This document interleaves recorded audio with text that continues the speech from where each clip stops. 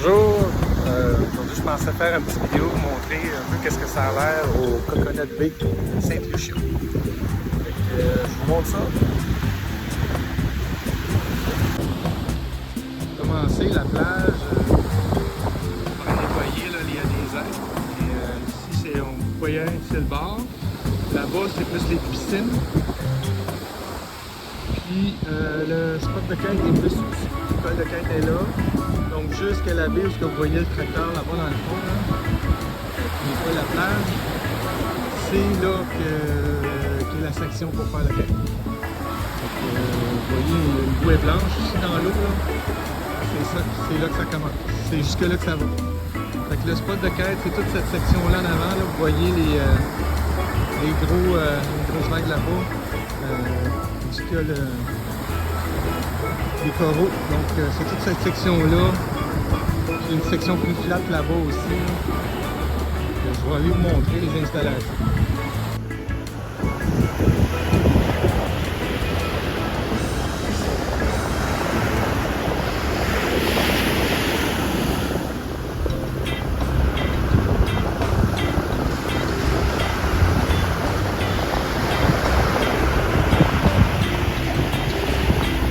Donc, comme je disais tantôt, la bouée blanche que vous voyez en face de moi, c'est là que le spot de quête il commence. Les quêtes ont toute cette section-là ici à gauche. Bien entendu, tout ce qui est en avant de ça. Donc, comme vous voyez, là, ça donne une super belle vue là, sur l'endroit où on peut faire du quête. Je vais vous montrer les installations. Donc, l'école de quête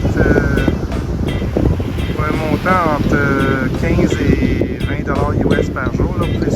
Ici, dans les containers, il y a des casiers où on peut mettre notre équipement. Ici, vous voyez, il y a un compresseur pour gonfler vos voiles. Ensuite de ça, il y a les boyaux, l'eau fraîche, tout l'équipement pour faire sécher vos quêtes ici. Donc, quand vous les rincez, vous pouvez tout faire sécher l'équipement ici. Donc c'est très facile. Là. J'ai rincé mes équipements tous les jours, faire sécher. Vous pouvez voir ici, là, mettre de l'eau fraîche ici dans le bac à tous les jours. Les racks pour faire sécher les boards. Ici à l'intérieur, on peut voir les casiers. Parce que quand vous enregistrez, il y a des numéros sur les casiers, donc chaque personne a son casier. Regardez, mon équipement est tout là dans le casier, donc ça permet d'avoir un endroit sécuritaire pour mettre l'équipement. Vous n'avez pas besoin de le ramener à votre chambre à toutes les nuits, c'est ici que ça se passe. Puis le mec qui charge ça, là, moi j'étais ici 16 jours. Ils m'ont chargé 45$ US, donc pour 3 jours, parce que c'est seulement les journées que le vent qui charge.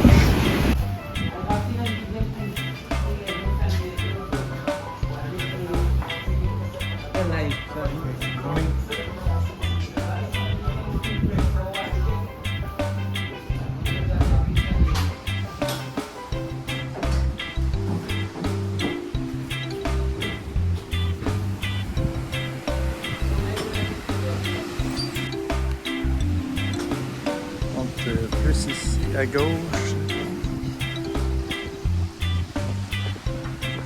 endroit pour faire sécher les quêtes à l'ombre ici en dessous des palmiers. Fait que tout ça ici c'est l'endroit où pour faire décoller les voiles. Ici en dessous, quand on a entre deux sessions, c'est facile, là, on met nos quêtes là. Il y a un autre endroit là aussi pour avec du tapis où quand à la fin de la semaine, quand vous voulez faire sécher vos trucs, vous voulez les plier, là, il y a un tapis gazon là, qui permet ça. Ici, il y a les toilettes, les douches. C'est inclus l'utilisation des installations, c'est inclus dans le montant qui charge pour la semaine. Je vais marcher un peu plus vers la baie pour montrer que ça a l'air là-bas. Donc ici, les gens dans avec le storage, là, comme je vous dis, le prix pour mettre l'équipement, ça inclut l'aide des gens ici. Ils sont très aimables, très aidants. Vous voyez, là, cette semaine, j'étais quasiment la seule personne qui faisait du kite quasiment toute la semaine.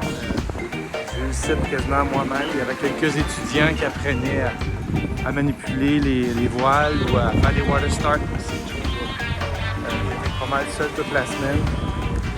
Puis bon, les employés de la place m'ont aidé là, au début à m'installer, à montrer comment ça fonctionnait, l'environnement, l'endroit, montrer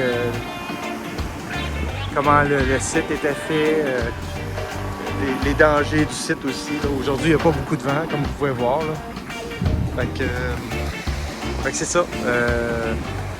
Les gens ils t'aident à décoller, atterrir ta voile, démêler tes lignes, apporter ta planche jusqu'au bout. Là. Moi, dans mon cas, je ne montais pas le vent au début de la semaine, donc j'ai marché cette plage-là quelques fois. Donc, ils m'aidaient des fois à ramener ma planche avec moi. Donc, chapeau aux gens qui travaillent ici. C'est exceptionnel comme service. Donc, rendu au bout de la baie, comme vous pouvez voir, là, ici, là, les locaux ont mis des pics dans l'eau. Qu'est-ce que le gérant m'a expliqué, c'est que c'est dans le temps du COVID, là, ils ont pris cet endroit-là. Donc, c'est la partie la plus flat de l'endroit. Mais là, malheureusement, ils ont mis des pics. Donc, ça ne sera pas possible pour l'instant de kiter à cet endroit-là. Mais par contre, il faudrait faire des démarches pour faire enlever ces pics-là. Fait que, si vous voyez bien, ces pics-là servent à faire pousser des algues. Donc, depuis le COVID, c'est devenu très populaire. Je me souviens plus du nom de l'algue, mais devenu très populaire. Donc, c'est pour ça que ça a été planté. Mais, prochainement, les pics vont être tout enlevés. Donc, l'école va récupérer le spot de flat qui va jusque là-bas, au bout. Donc, toute cette section-là, c'est très plate. Donc, c'est ça qui donne un aperçu l'endroit ici.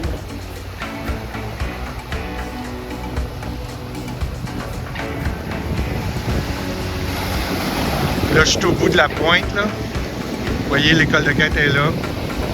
Encore une fois, aujourd'hui, tous les jours, c'est nettoyé. Là, les algues sont enlevées. Ça devient très facile, très beau comme plage.